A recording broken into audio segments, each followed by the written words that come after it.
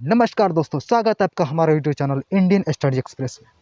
दोस्तों, क्या आप एक लोकतांत्रिक देश में रहते हैं जहां आपको लोकतांत्रिक शक्तियां प्राप्त जैसे समानता, स्वतंत्रता, अभिव्यक्ति की आजादी, और इस शक्ति का प्रयोग आप एक नागरिक के अपने ही देश के दूसरे नागरिकों, सरकार, समुदाय के खिलाफ जो आपका अधिकार का हनन करता है उसके खिलाफ करते हैं। क्या एक लोकतांत्रिक देश के रूप में हमारे देश को उतना ही स्वतंत्रता है?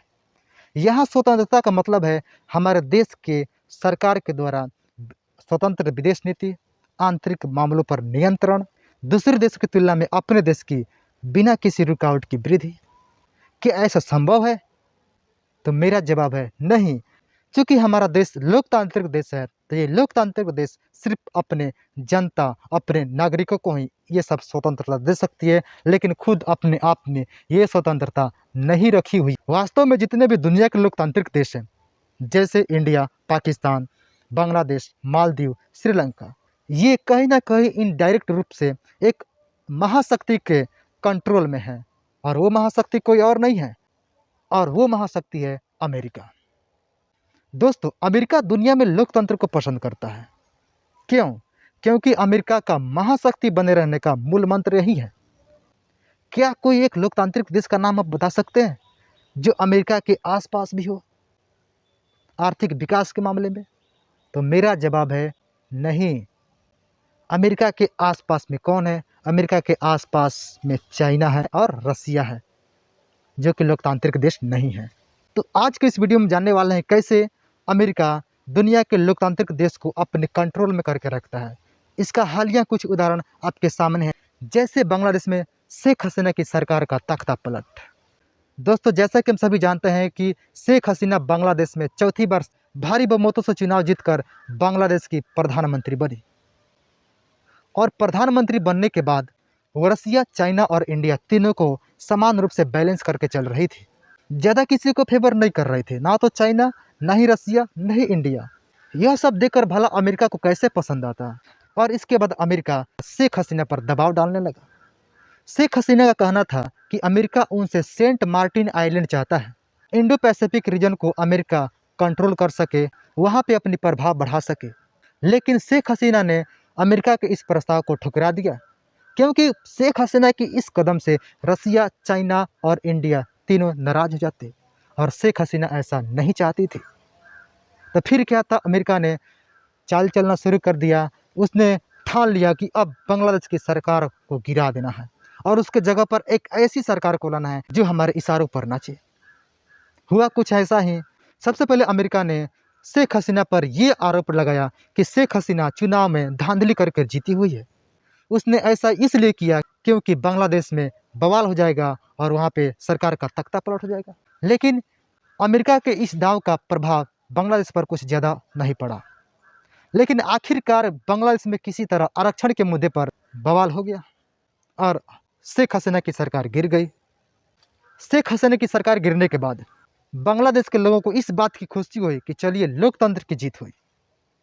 लेकिन इनको क्या पता, इनसे ज़्यादा खुशी तो अमेरिका की हुई, क्योंकि अमेरिका के रास्ते का रोड़ा शेख हसीना बनी हुई थी, और उनको सेंट मार्टिन आइलैंड देने से मना कर दिया था। और इसके बाद बांग्लादेश में सरकार आई, जो आप देख सकते हैं कि कैसे अमेरिका के इशारों पर नाच रहा है। ठीक उसी प्रकार जब रसिया यूक्रेन का कॉन्फ्लिक्ट चल रहा था, तो उस समय पाकिस्तान के प्रधानमंत्री इमरान खान रसिया गए थे व्लादिमीर पुतिन से मिलने। वहाँ पुतिन से मिलकर उन्होंने तेल और गैस पाइपलाइन को लेकर वार्ता की। इससे अमेरिका इतना नाराज हो गया।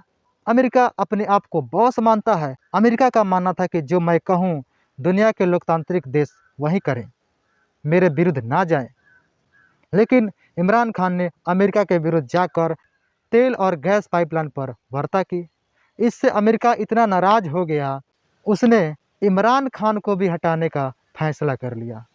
लेकिन दिलचस्प बात तो यह है कि किसी भी लोकतांत्रिक देश में सरकार हटाने में अमेरिका की डायरेक्ट भूमिका नहीं होती है।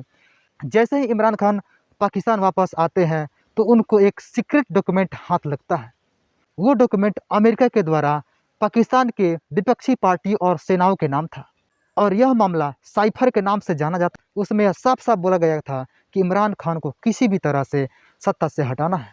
जैसे ही यह सीक्रेट डॉक्यूमेंट इमरान खान के हाथ लगता है, तो उन्होंने पब्लिक में जाकर सबको दिखा दिया कि देखिए, अमेरिका हमें किस तरह सत्ता से हटाना चाहता है। हम अपने जनता के लिए काम करना चाहते हैं और अमेरिका हमें काम नहीं करने दे रहा है। इस प्रकार उस सीक्रेट डॉक्यूमेंट को रिवील करने और अन्य मामलों में मुकदमा दर्ज कर इमरान खान को जेल में डाल दिया गया।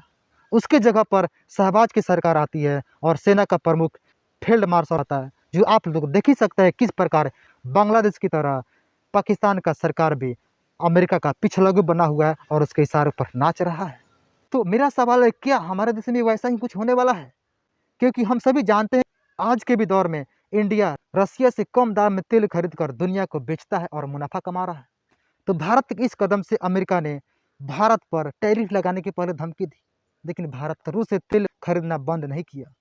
और पुनः ऑपरेशन सिंदूर के दौरान भारत ने पाकिस्तान का जिस तरह हाल किया ब्रह्मोस मिसाइल के द्वारा, और उसके बाद पाकिस्तान में स्थित अमेरिका के परमाणु ठिकाने पर जिस प्रकार भारत ने मिसाइल दागी, और ऑपरेशन सिंदूर के बाद जिस प्रकार भारत की डिफेंस की मांग होने लगी, ब्रह्मोस मिसाइल, पिनाका, आकाश एयर डिफेंस सिस्टम की दुनिया में मांग बढ़ने लगी, इससे अमेरिका इतना घबरा गया कि उसने आखिरकार, जब भारत ने अमेरिका का सामने नहीं झुका, तो आखिरकार उसने 25% को 2 किस्तों में भारत पर कुल 50% का टैरिफ लगा दिया। अमेरिका को लगा कि जैसे ही वह टैरिफ लगाएगा भारत का बाजार ठप हो जाएगा, लेकिन इसका प्रभाव भारत पर नहीं पड़ रहा है, क्योंकि भारत की रणनीति बहुत ही मजबूत है। दोस्तों, अमेरिका को जितना करना था टैरिफ लगाकर उतना कर दिया। भारत झुक नहीं रहा है और अमेरिका को झुकाना है। इसके लिए वो क्या करेगा? बांग्लादेश, पाकिस्तान की तरह वो भी क्या करेगा?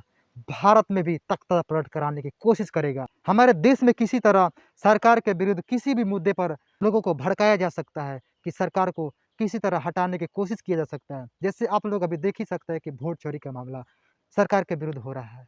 इस तरह बहुत सारे विरोध आते रहेंगे दोस्तों। तो हमें क्या सतर्कता से काम करना है, क्योंकि अमेरिका के इस चाल से न तो हम सेना से लड़ सकते हैं, न ही हथियार से लड़ सकते हैं। अमेरिका के इस चाल से लड़ने का एक ही ब्रह्मास्त्र है, वो है हमारे देश की लोगों में एकता और अखंडता। अभी जो भारत के लिए समय है, बहुत ही संवेदनशील समय है। इस समय हम भारत के नागरिकों को बहुत ही होशियारी से काम करना चाहिए, न कि बांग्लादेश के नागरिकों की तरह हो हल्ला करके अपने देश की सरकार को गिराकर अपने ही देश को क्षति पहुंचाना चाहिए।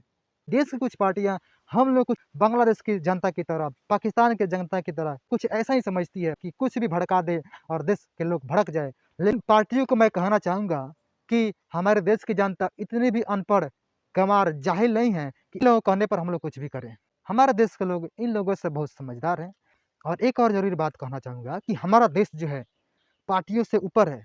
हमें भारत का नागरिक होने के नाते हमें पार्टियों से ऊपर उठकर सोचना चाहिए, ना कि किसी पार्टी की गोदी मीडिया बनकर, ना ही चमचा बनकर। क्योंकि ये गोदी मीडिया बनना और चमचा बनना हमारे देश के भविष्य के लिए अच्छा नहीं है। क्योंकि हम अपनी जब हिस्ट्री को पढ़ते हैं, इसी पक्ष विपक्ष के चलते तीसरी शक्तियाँ फायदा उठाकर हमारे देश को गुलाम बनाई थी। आज तो वही तो हो रहा है। हमारे भी देश में पक्ष है और विपक्ष भी है, इसलिए हमें न पक्ष न विपक्ष, जो सत्य है सत्य का साथ देना चाहिए। हमें देश के साथ रहना चाहिए और हमें तीसरे देश को आने के लिए आह्वान नहीं करना चाहिए, जिससे आने वाले कुछ समय में ये सब खेल ही पलट जाए और हमें महसूस होए कि हम फिर से गुलाम हो गए हैं।